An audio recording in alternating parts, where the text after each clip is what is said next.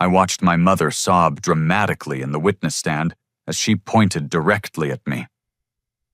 "We gave you every opportunity, and you threw it away," Patricia cried, her voice echoing through the packed courtroom in downtown Minneapolis. My father, Robert, nodded gravely beside their attorney, his face a mask of disappointed righteousness. Around me sat extended family members, former high school classmates, and local business associates who had come to witness what they believed would be my public destruction. Their lawyer was presenting fabricated documents claiming I had stolen $50,000 from my parents' retirement fund through my tech startup. My own attorney, Sarah, remained strangely calm, despite the damning accusations swirling around us. 6 months earlier, everything seemed perfect in my world. I had spent 3 years building CloudGuard analytics from the ground up in my Minneapolis apartment, developing cybersecurity software that could detect financial fraud for small businesses across the Midwest. The late nights coding the countless rejections from investors, the ramen noodle dinners had finally started paying off. Local tech blogs were writing articles about my company, and venture capitalists from Chicago were scheduling meetings. That Tuesday morning in March, Robert and Patricia knocked on my apartment door with excitement dancing in their eyes. Patricia, who had sold real estate in Edina for 15 years, clutched a printed article about tech startups receiving millions in funding. Robert recently retired after 30 years managing loan portfolios at Wells Fargo, carried a leather briefcase that looked suspiciously official. "Johnny, we read about these computer companies getting all this money." Patricia began settling onto my second-hand couch. "That boy who started Facebook, the Google people, all those California kids making billions. We want in." I poured coffee into mismatched mugs while explaining that most startups fail within 2 years. "Mom, Dad, this is incredibly risky. Most investors lose everything. I appreciate the confidence, but your retirement savings should stay in safe investments." Robert opened his briefcase and pulled out a cashier's check for $50,000. "Son, we believe in you more than some stranger in a suit from California. This money represents our faith in your abilities." The pressure mounted over the following weeks. Every family dinner became a negotiation session. My younger sister Emily, who worked as a pediatric nurse at Children's Minnesota, supported their decision enthusiastically. "John, they raised 2 successful kids. They deserve to share in your success story." Emily had always been the family peacemaker, graduating summa cum laude from the University of Minnesota nursing program while maintaining perfect relationships with everyone. Her blonde hair and bright smile made her naturally likable, and she possessed an uncanny ability to mediate family conflicts.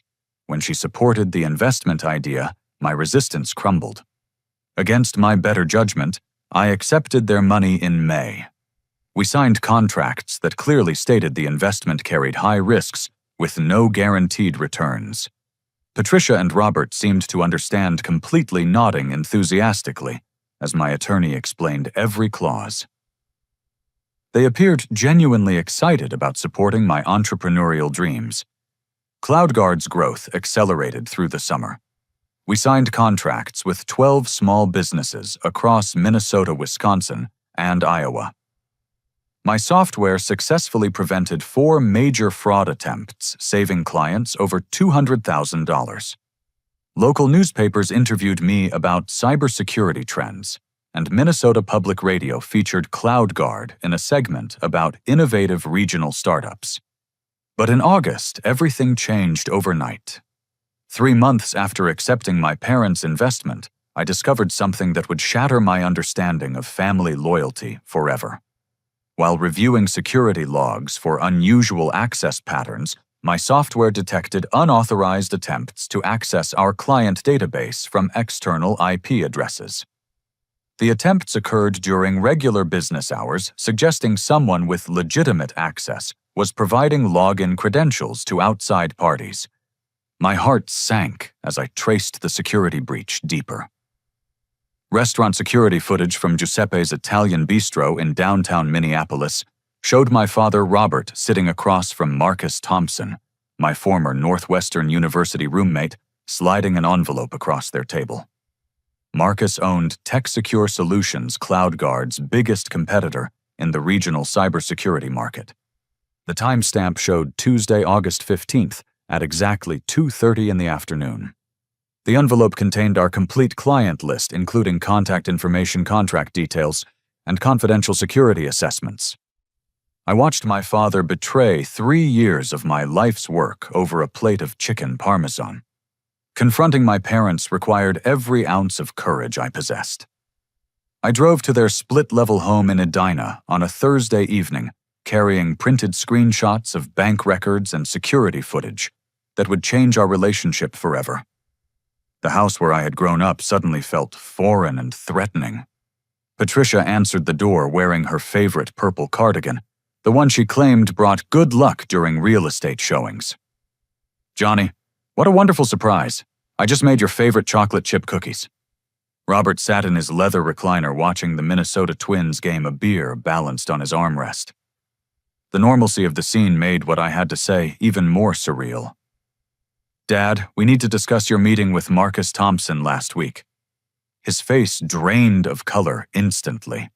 Patricia's cheerful expression dissolved into something I had never seen before. Calculated defiance mixed with genuine fear. They exchanged glances that confirmed my worst suspicions. "Son, I can explain everything." Robert began muting the television. "Marcus approached us about a business opportunity that would guarantee our investment returns. He said your company was struggling financially and that we might lose everything." Patricia joined the conversation with practiced ease. "We were protecting ourselves, Johnny. Marcus showed us documents proving CloudGuard was heading toward bankruptcy. He offered to buy our shares before the company collapsed completely."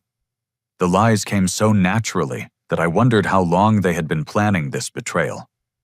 Marcus had convinced them to systematically sabotage my business in exchange for their original $50,000 plus a 20% profit. TechSecure would purchase CloudGuard's assets after the engineered bankruptcy for a fraction of their actual value. "Marcus promised we would get $70,000 total," Robert explained. "10,000 more than we invested plus our original money back. It seemed like the smart choice." I showed them bank records proving Marcus had already paid Robert $15,000 in 3 separate installments over the past month.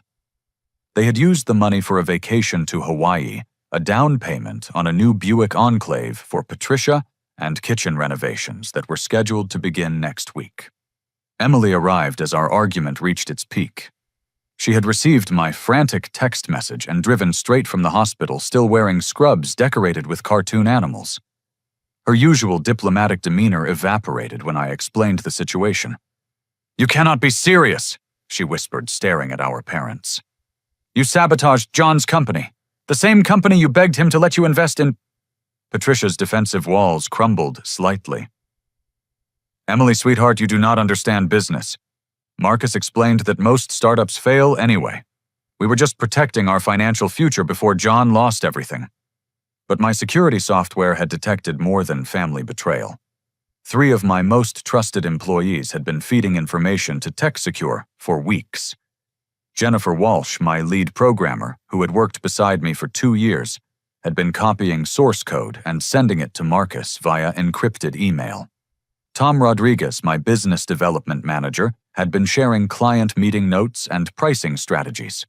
Even Lisa Chen, my office manager, who handled payroll and accounting, had provided detailed financial records about CloudGuard's operating expenses and profit margins. The scope of the conspiracy was staggering. Marcus had infiltrated my company at every level while simultaneously convincing my family that I was incompetent and untrustworthy.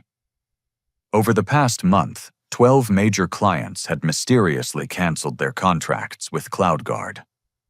Marcus had been using our stolen client information to systematically poach customers by undercutting our prices and revealing our confidential bidding strategies. Midwest Manufacturing Solutions. Our biggest client, worth $60,000 annually, had terminated their contract after TechSecure somehow knew exactly what price to bid for their security upgrade. Prairie Financial Group canceled their fraud detection service when Marcus offered identical software for 40% less than our agreed rate. Even small clients like Johnson Family Dental and Riverside Auto Repair had switched to TechSecure after receiving unsolicited sales calls that referenced private conversations they had only shared with CloudGuard representatives. My parents sat silently as I presented evidence of their collaboration in destroying my life's work. Robert's retirement from banking had clearly not diminished his ability to orchestrate financial schemes. Patricia's real estate experience had taught her how to present lies convincingly to achieve desired outcomes. The evening ended with Emily storming out after calling our parents morally bankrupt. She slammed their front door so hard that the decorative glass panel cracked diagonally.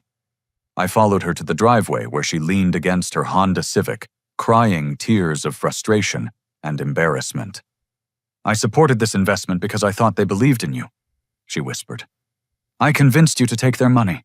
This is partially my fault." But the worst revelation was yet to come. As I prepared to leave, Patricia grabbed my arm with surprising strength.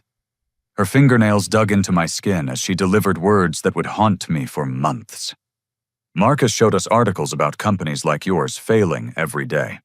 He proved that you were going to lose our retirement savings through poor management and unrealistic expectations. We had to protect ourselves because you clearly cannot handle adult responsibilities." The next morning, my nightmare escalated beyond family betrayal into legal warfare that would threaten everything I had built. Marcus Thompson moved with surgical precision to destroy what remained of my reputation and business. On Friday morning, just 12 hours after my confrontation with my parents, a Hennepin County Sheriff's deputy knocked on my apartment door with an official restraining order. Marcus had filed court documents claiming I had been harassing him with threatening phone calls and emails, demanding he stop competing with CloudGuard. The restraining order prohibited me from contacting Marcus directly or indirectly, visiting any TechSecure locations, or discussing their business practices with mutual acquaintances. Violating the order would result in immediate arrest and criminal charges. Marcus had effectively silenced me while he completed his systematic destruction of my company. By Monday morning, Robert and Patricia had retained David Kellerman, one of Minneapolis's most aggressive family law attorneys, specializing in financial disputes between relatives. Kellerman's law firm occupied an entire floor of the IDS Tower downtown, and his reputation for destroying opposing parties in court was legendary throughout the Twin Cities legal community. The lawsuit they filed accused me of fraud, embezzlement, and intentional misrepresentation of CloudGuard's financial stability. According to their claims, I had promised guaranteed returns on their investment while knowing my company was failing. They demanded immediate repayment of their $50,000 investment, plus punitive damages, legal fees, and interest that could total over $100,000. Kellerman had constructed a masterpiece of legal fiction supported by doctored evidence that appeared devastatingly convincing. Fabricated email exchanges showed me promising my parents that their investment would triple within 6 months. Fake text message screenshots captured conversations where I allegedly admitted CloudGuard was struggling but needed their money to avoid bankruptcy. Bank records had been altered to suggest I had transferred company funds to personal accounts for luxury purchases. The Minneapolis Star-Tribune picked up the story on Tuesday with a headline that made me physically nauseous. Local tech entrepreneur accused of defrauding parents' retirement savings. The article painted me as a selfish son who had exploited his family's trust to fund a failing business venture. Patricia and Robert were portrayed as innocent victims who had believed in their child's dreams only to discover his fundamental dishonesty. My remaining employees began questioning my integrity and considering resignation. Jennifer Walsh, Tom Rodriguez, and Lisa Chen had already been secretly working for Marcus, but now my honest employees worried about CloudGuard's stability. Mark Peterson, my talented systems administrator, submitted his 2 weeks' notice after reading the newspaper article. Sarah Williams, our customer service representative, started applying for jobs at competing firms. The public humiliation extended beyond professional consequences into personal devastation.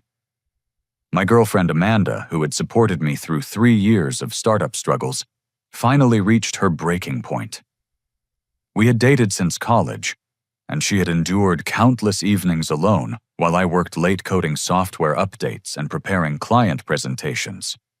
"John, I cannot handle this anymore," she announced on Wednesday evening, packing clothes from my dresser into a duffel bag. "The newspaper article, the lawsuit, your family turning against you. It is too much drama for me to process." Amanda was a marketing coordinator at Target's corporate headquarters who valued stability and predictability above all else. Her blonde hair was always perfectly styled, her outfits coordinated with professional precision, and her life planned according to detailed schedules. The chaos surrounding CloudGuard violated every principle she held dear about successful relationships. "People at work are asking if I knew about the embezzlement allegations." She continued avoiding eye contact while folding sweaters. "My parents think I should distance myself from you until this legal mess gets resolved." I begged her to stay, explaining that the accusations were completely fabricated, but she had already made her decision. "Amanda, you know me better than anyone. You have watched me build this company from nothing. Do you honestly believe I would steal from my own parents?" She paused at my apartment door with tears streaming down her cheeks. "I want to believe you, John, but everyone cannot be lying.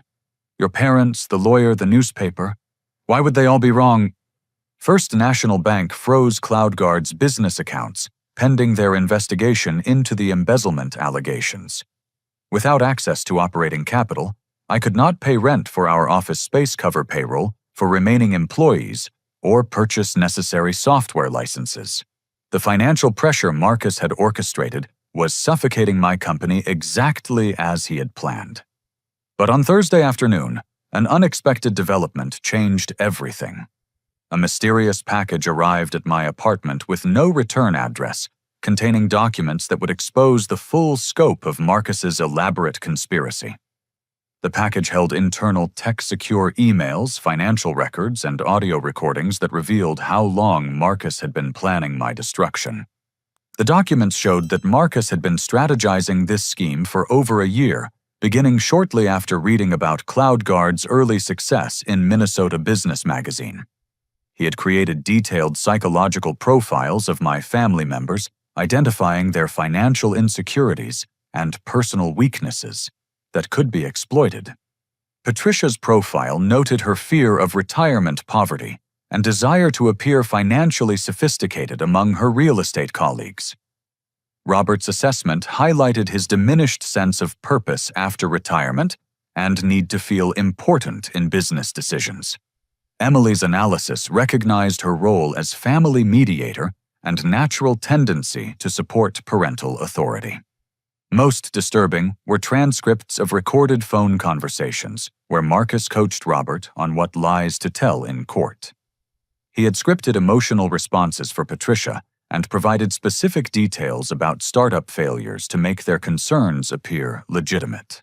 Marcus had even researched my childhood behavioral patterns to suggest I had always been irresponsible with money.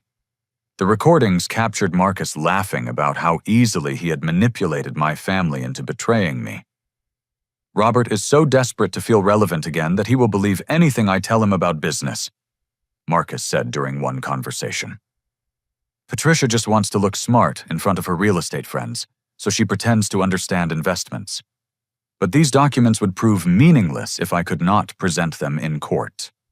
With my reputation destroyed, my business failing, and my family testifying against me, I needed a legal miracle to survive what Marcus had orchestrated.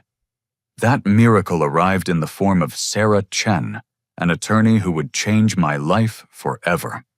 Judge Harrison's courtroom in the Hennepin County Government Center felt like a gladiatorial arena designed for public humiliation. The gallery was packed with extended family members, former high school classmates, and local business associates who had come to witness what they expected would be my complete professional and personal destruction. Whispered conversations filled the air as people speculated about how much money I had allegedly stolen and whether criminal charges would follow. David Kellerman commanded the courtroom with the confidence of a man who had never lost a family financial dispute. His silver hair was perfectly styled, his navy blue suit tailored to perfection, and his voice carried the authority of someone accustomed to destroying reputations for a living. He had arranged evidence tables with theatrical precision, displaying fabricated bank statements, doctored emails, and fake text message printouts that told a convincing story of my dishonesty and greed. My attorney, Sarah Chen, appeared almost fragile beside Kellerman's imposing presence. She was a junior partner at a small firm specializing in business litigation, with dark hair pulled back in a simple ponytail and wearing an understated gray suit that looked inexpensive compared to Kellerman's designer wardrobe. Her calm demeanor seemed inappropriate given the overwhelming evidence against me, and I worried that I had chosen inadequate representation for this critical battle. Judge Harrison, a distinguished man in his early 60s with graying temples and wire-rimmed glasses, had presided over Hennepin County civil cases for over 20 years. His reputation for fairness was matched only by his intolerance for dishonesty, making him exactly the wrong judge to face while accused of defrauding my own parents. Kellerman's opening statement painted me as a manipulative son who had exploited his family's love and trust to fund a failing business venture. Your Honor, this case represents the worst kind of betrayal, a child preying upon his parents' retirement dreams to support his unrealistic entrepreneurial fantasies. The evidence will show that John deliberately misrepresented his company's financial stability, promised guaranteed returns he knew were impossible, and used their life savings to delay CloudGuard's inevitable bankruptcy.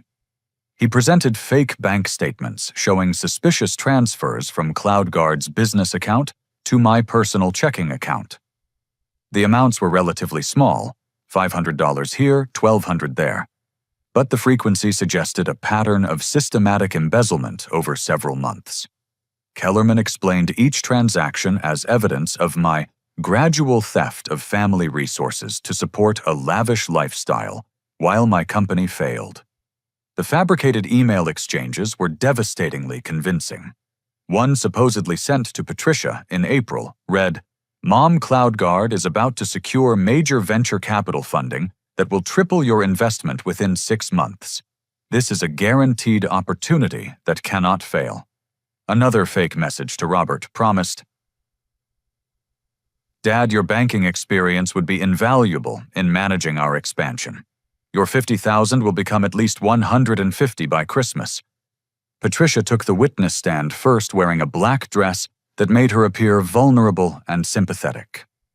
Her testimony was a masterpiece of emotional manipulation that would have impressed professional actresses. Tears flowed naturally as she described her excitement about supporting my business dreams and her devastating realization that I had betrayed their trust. "We gave John every opportunity to succeed."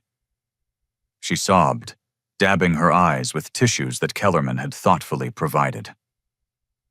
"We believed in him when nobody else would invest. We emptied our retirement savings because we trusted our son completely." She claimed that I had promised their investment would be completely safe, comparing CloudGuard to established technology companies like Microsoft and Apple. According to her testimony, I had guaranteed that venture capitalists were eager to fund my company and that their money would multiply quickly through my connections in the tech industry. John told us that other startups were desperate to acquire CloudGuard's technology. Patricia continued, her voice breaking with practiced emotion. "He said we could become millionaires by supporting his company during its early growth phase." Robert's testimony complemented Patricia's performance with devastating effectiveness. His 30 years in banking lent credibility to his assessment of my financial mismanagement and deceptive practices. He spoke quietly but confidently about red flags he should have noticed earlier. "My son showed me impressive financial projections that looked too good to be true," Robert explained to the jury. "But I wanted to believe in him. I ignored my banking instincts because he was family." He claimed that I had provided fabricated financial statements showing CloudGuard generating substantial monthly profits when the company was actually losing money. According to his testimony, I had created fake client contracts and invented revenue streams to convince them that investing was risk-free. "John promised that our $50,000 would be secured by assets and existing contracts," Robert continued. "He said the money would be completely protected even if CloudGuard faced challenges." Emily's testimony was perhaps the most damaging because her reputation for honesty made her words particularly credible. She reluctantly took the stand, wearing scrubs from her hospital shift, appearing tired and emotionally conflicted about testifying against her brother. "John has always struggled with money management," she said quietly, avoiding eye contact with me.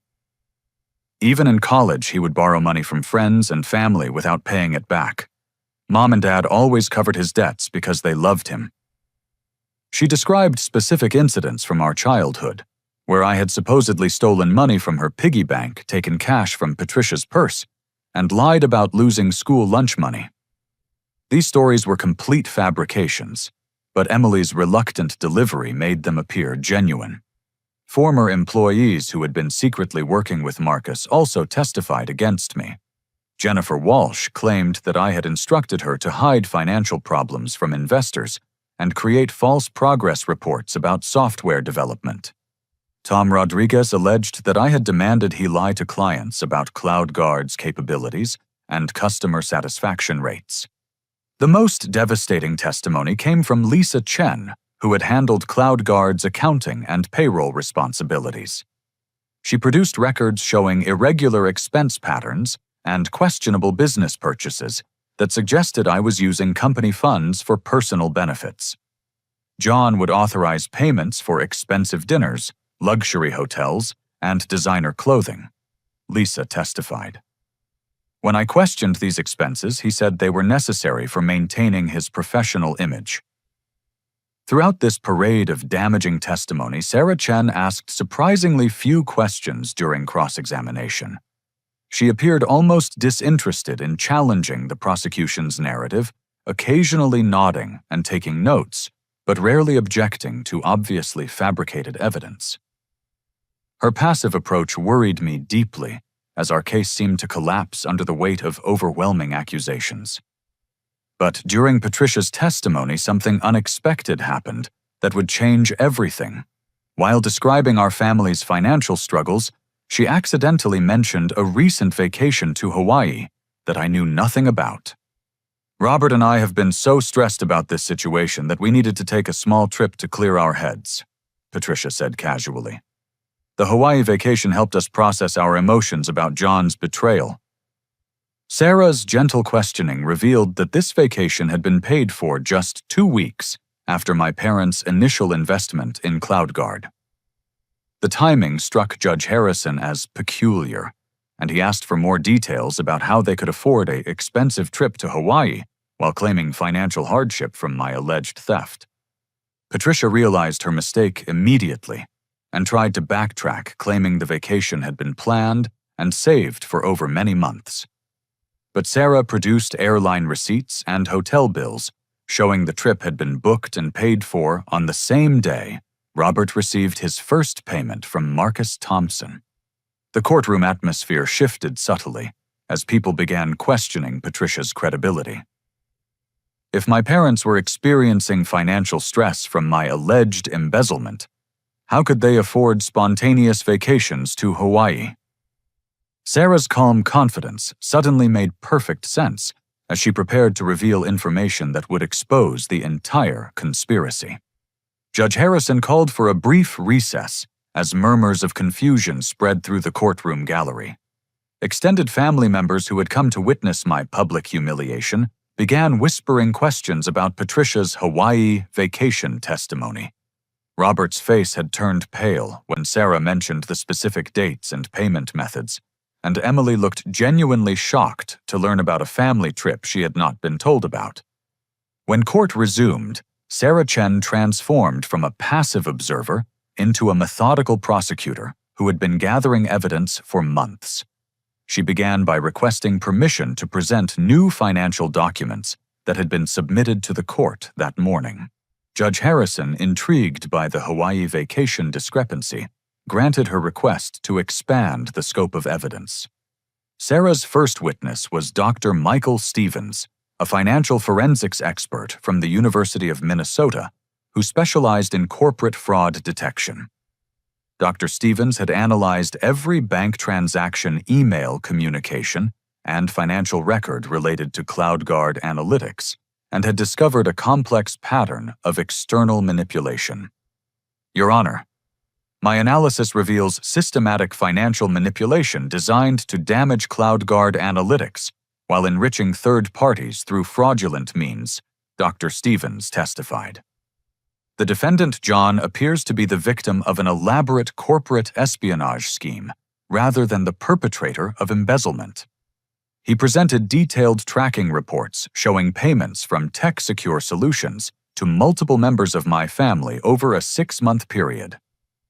Robert had received 3 separate payments totaling $15,000. Patricia had been paid $8,000 for consulting services she had never actually performed, and Emily had received $5,000 that was deposited into her checking account without her knowledge. The financial trail revealed that Marcus Thompson had been funding my family's lifestyle improvements while simultaneously convincing them that I was stealing their retirement savings. The Hawaii vacation, Patricia's new Buick Enclave, Robert's kitchen renovations, and Emily's student loan payments had all been secretly subsidized by TechSecure Solutions. This pattern suggests psychological manipulation designed to create financial dependency while fostering resentment toward the defendant, Dr. Stevens explained. The perpetrator provided financial benefits to family members while attributing their economic stress to the defendant's alleged misconduct. Sarah's second witness was Detective Angela Rodriguez from the Minneapolis Police Department's Financial Crimes Division, who had been investigating TechSecure Solutions for corporate espionage and wire fraud.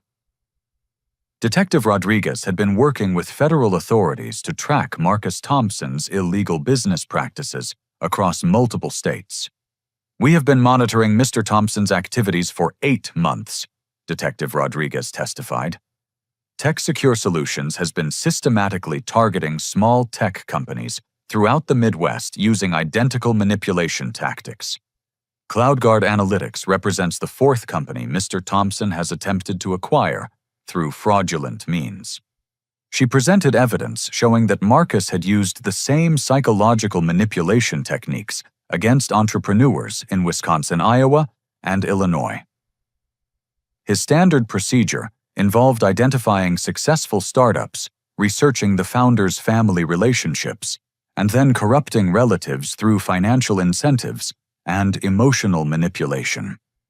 Mr. Thompson creates detailed psychological profiles of his target's family members, identifying financial insecurities and personal weaknesses that can be exploited. Detective Rodriguez continued. He then provides monetary benefits to those family members while convincing them that their relative is incompetent or dishonest. The detective's testimony revealed phone records showing hundreds of calls between Marcus and Robert over 6 months, documented meetings at restaurants throughout Minneapolis, and financial transfers that correlated directly with family testimony against me. Marcus had been coaching Robert on what to say in court, providing Patricia with fabricated evidence to support their lawsuit, and manipulating Emily into believing I was financially irresponsible. Sarah's most dramatic revelation came through recorded conversations that the FBI had obtained through wiretaps approved for their corporate espionage investigation. The recordings captured Marcus laughing about how easily he had manipulated my family into betraying me while discussing his plans to steal CloudGuard's technology and client base. Robert is so desperate to feel important again that he believes everything I tell him about business, Marcus could be heard saying during one recorded phone call. Patricia just wants to appear financially sophisticated in front of her real estate colleagues, so she pretends to understand investment strategies she knows nothing about. Even more damaging was a conversation where Marcus outlined his plans to frame me for embezzlement while stealing CloudGuard's proprietary software to sell to foreign competitors. Once John's reputation is destroyed, nobody will believe him when he discovers I have taken his technology. He will appear to be a desperate liar trying to save his failed company. The recordings revealed that Marcus had been planning to acquire CloudGuard's cybersecurity algorithms and client database to sell to Chinese technology firms for over $50 million. My parents' lawsuit was designed to distract attention from his corporate theft while making me appear criminally incompetent. But Sarah's most shocking revelation was yet to come. She presented a copy of the Forbes magazine article that Judge Harrison had mentioned in passing, which had been published just 3 days earlier. The article was titled "Midwest Cybersecurity Startups Lead Innovation Revolution" and featured CloudGuard Analytics prominently as one of the 10 most successful emerging technology companies in America. The Forbes piece revealed that CloudGuard had successfully completed a Series A funding round securing $15 million from Sequoia Capital, one of Silicon Valley's most prestigious venture capital firms. The article praised my company's innovative fraud detection algorithms and projected that CloudGuard could become worth over $100 million within 3 years. According to Sequoia Capital's investment analysis, CloudGuard Analytics has developed revolutionary cybersecurity technology with applications across multiple industries. Sarah read from the Forbes article. The company's founder, John, has been recognized as one of America's most promising young entrepreneurs in the financial technology sector.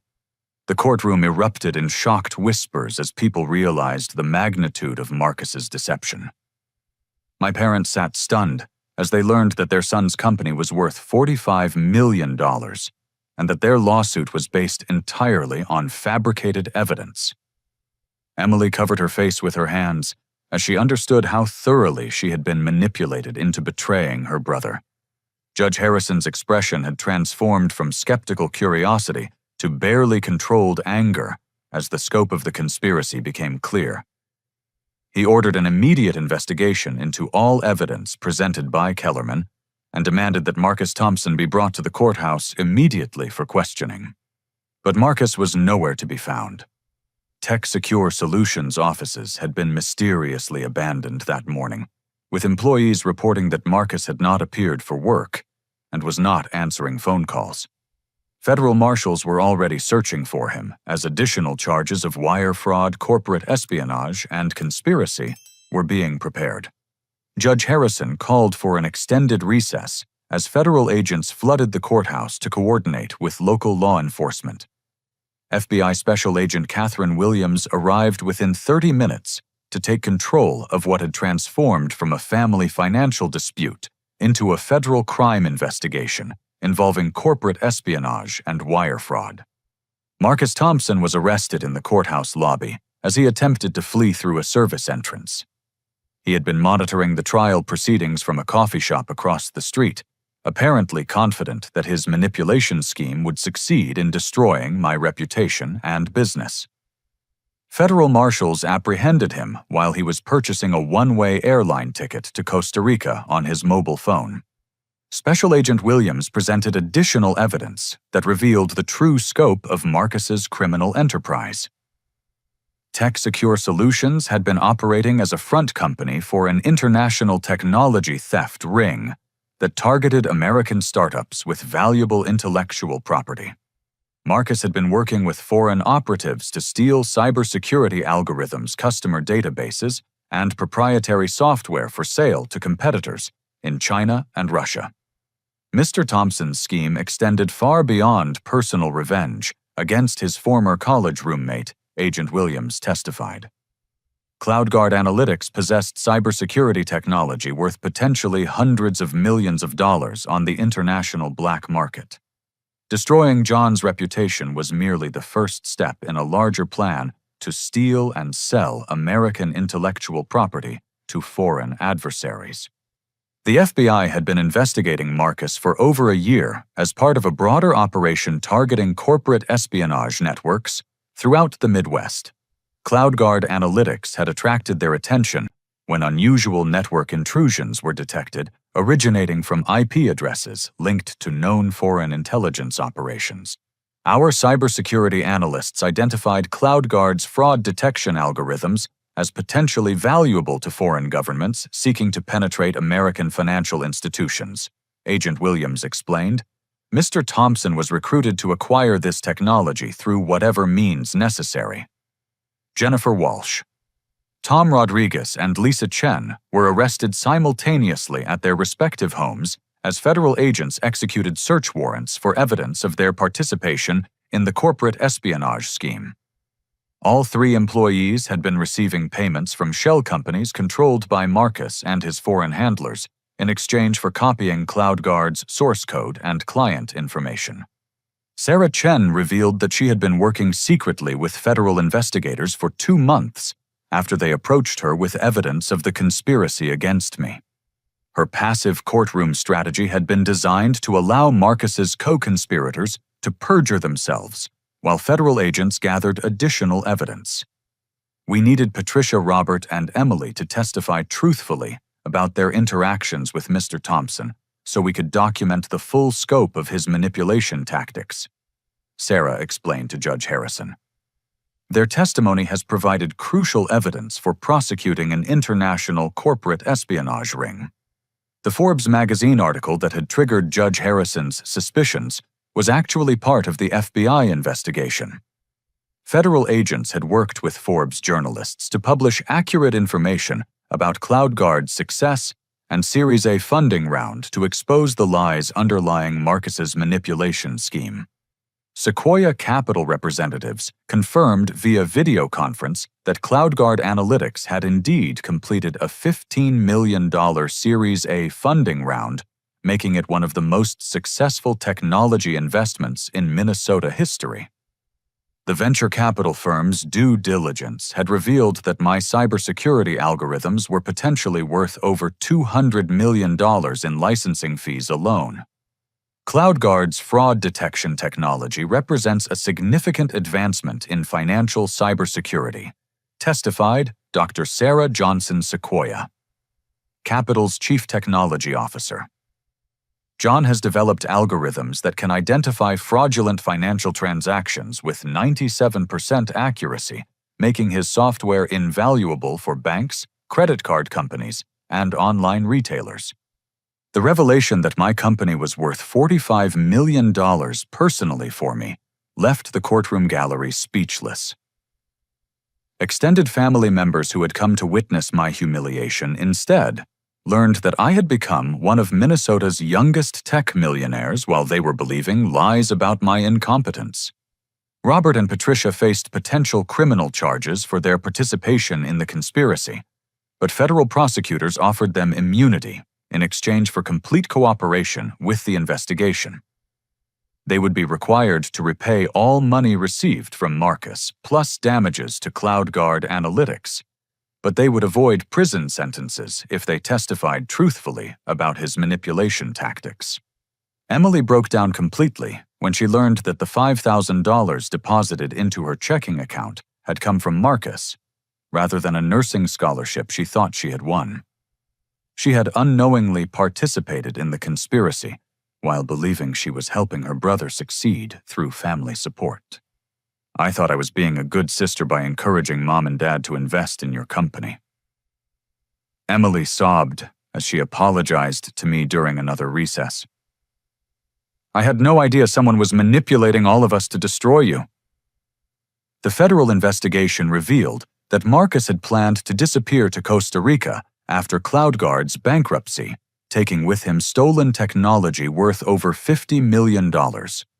Foreign operatives had already prepared to purchase my cybersecurity algorithms through intermediaries in Mexico and Panama, before reselling them to Chinese technology firms.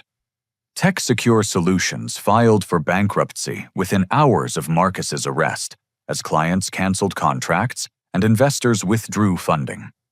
The company's entire business model had been based on technology theft rather than legitimate innovation, making it worthless without access to stolen intellectual property.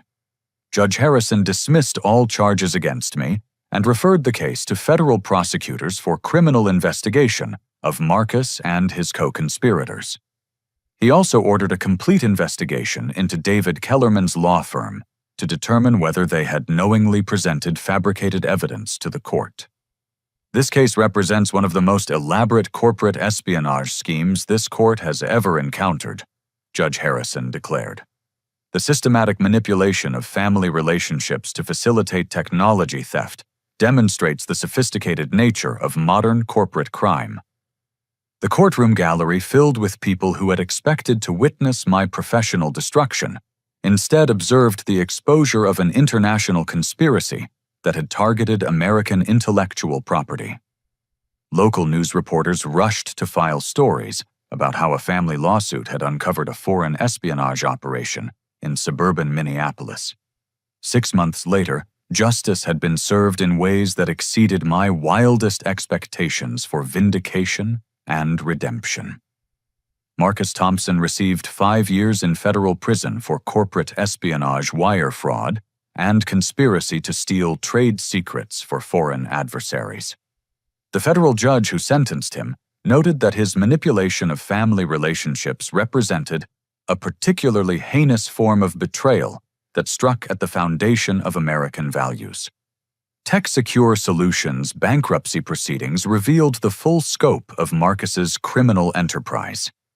Federal investigators discovered that he had attempted to steal technology from over 30 American companies across the Midwest, successfully acquiring trade secrets worth an estimated $300 million before his arrest. CloudGuard Analytics represented his most ambitious target due to the potential value of my cybersecurity algorithms.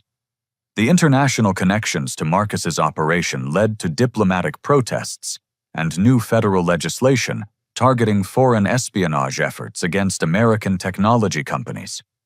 My case became a landmark example of how corporate crime had evolved to exploit personal relationships and family dynamics in pursuit of valuable intellectual property. Jennifer Walsh, Tom Rodriguez, and Lisa Chen each received 18-month prison sentences for their roles in the conspiracy. All 3 employees had believed they were simply helping a competitor rather than participating in international espionage, but their theft of proprietary information had facilitated millions of dollars in damages to American companies. David Kellerman faced disbarment proceedings for presenting fabricated evidence to the court, though he claimed he had been deceived by his clients about the authenticity of their documentation. The Minnesota State Bar Association ultimately suspended his license for 2 years and required extensive ethics training before reinstatement. My parents' relationship with me required extensive rebuilding, but we eventually found our way back to genuine connection based on honesty and mutual respect. Patricia and Robert entered family counseling to address their vulnerability to manipulation and their willingness to betray their own son for financial gain. The therapy sessions were difficult, but necessary for healing the damage that Marcus's scheme had inflicted on our family bonds. We were so afraid of losing our retirement security that we made terrible decisions, Patricia admitted during one particularly emotional counseling session. We should have trusted you instead of believing a stranger who told us what we wanted to hear.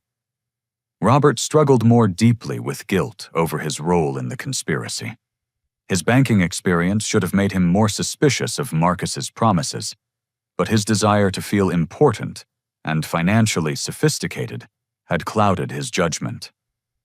I wanted to believe I was protecting our family's financial future, but I was actually destroying my son's career and reputation. Emily recovered more quickly from her manipulation, partly because her participation had been largely involuntary. She used her experience to develop educational programs at Children's Minnesota about recognizing and resisting psychological manipulation tactics. Her nursing background provided valuable insights into how criminals exploit people's emotional vulnerabilities. Marcus identified exactly what each of us needed to hear to make us turn against John. Emily explained to a conference of healthcare professionals. He promised Dad relevance, Mom sophistication, and me family harmony. We each got something we wanted in exchange for betraying someone we loved. CloudGuard Analytics Series. A funding round expanded to $22 million after the positive publicity surrounding our victory over corporate espionage. Sequoia Capital increased their investment based on demonstrated market demand and the proven value of our cybersecurity technology. Additional venture capital firms competed to participate in our funding round, driving up CloudGuard's valuation beyond all expectations. The company now employs 47 people across offices in Minneapolis, Chicago, and Austin. Our fraud detection software protects over 3,000 small businesses nationwide, and we have licensing agreements with major banks and credit card companies worth over $60 million annually. The technology that Marcus tried to steal now generates legitimate revenue that benefits American workers and protects American businesses. Forbes magazine featured me on their 30 Under 30 list in the technology category, highlighting CloudGuard's success in developing innovative cybersecurity solutions while overcoming corporate espionage attempts. The article noted that my experience had made me an advocate for stronger protections against foreign technology theft and family manipulation schemes. My personal life also found new stability and happiness. Amanda's departure during my darkest hours had actually cleared the path for meeting someone who truly understood entrepreneurial challenges and supported my vision for CloudGuard's future. Jessica, a venture capital analyst at Sequoia Capital, who had worked on our investment due diligence, shared my passion for technology innovation and building meaningful businesses. What impressed me most was not your technology, though it is remarkable, but your integrity under pressure, Jessica told me during our first date. Most people would have compromised their principles to protect their reputation, but you chose honesty even when it seemed like you would lose everything. The Minneapolis Star-Tribune published a front-page retraction and investigative series about corporate espionage targeting Midwest technology companies. Their reporting helped expose similar schemes in Wisconsin, Iowa, and Illinois, leading to federal task forces dedicated to protecting American intellectual property from foreign theft attempts. Local law enforcement agencies now use CloudGuard's software to detect financial crimes and cybersecurity breaches throughout Minnesota. Our technology has prevented over $15 million in fraud losses while helping prosecute criminals who target small businesses and vulnerable populations.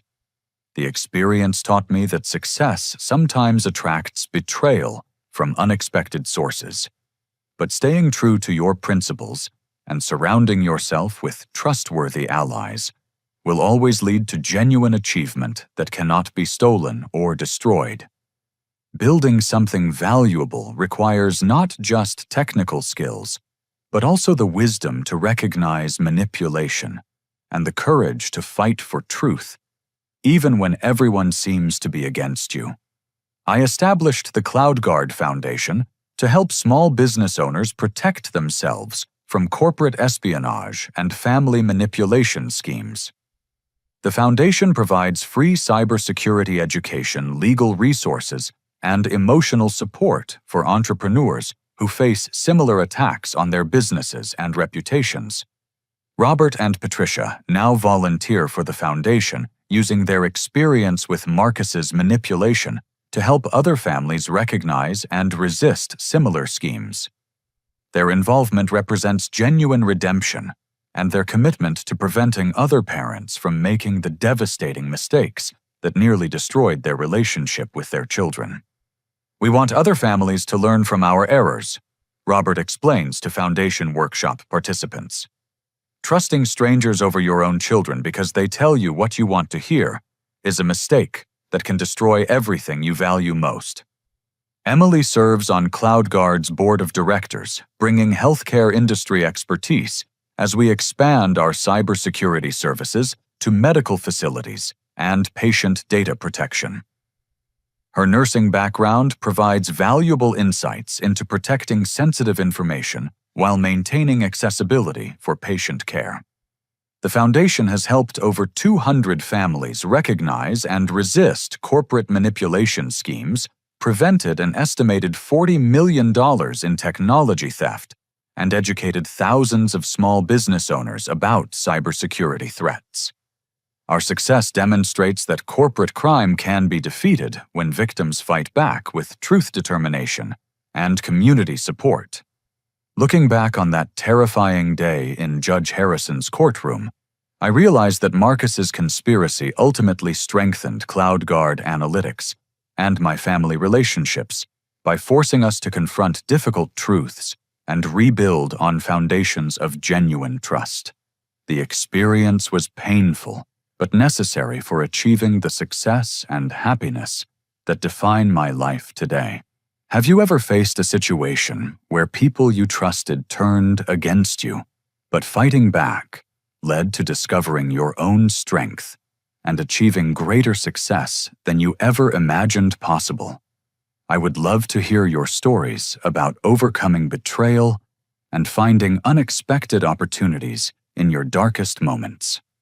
Please share your experiences in the comments below and let me know how you dealt with people who tried to sabotage your dreams.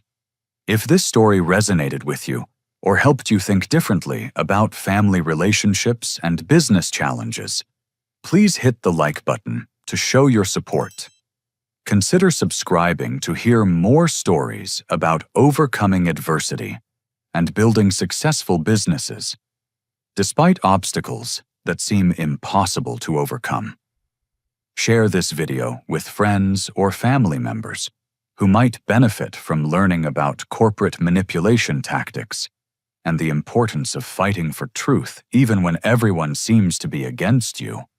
Thank you for taking this journey with me and for supporting entrepreneurs who refuse to give up when faced with betrayal and deception. I hope my experience encourages you to trust your instincts, protect your dreams, and never stop fighting for what you know is right, even when the odds seem overwhelming. Remember that staying true to your principles and surrounding yourself with people who believe in your vision will always lead to genuine success that cannot be stolen or destroyed by those who choose manipulation over honest achievement.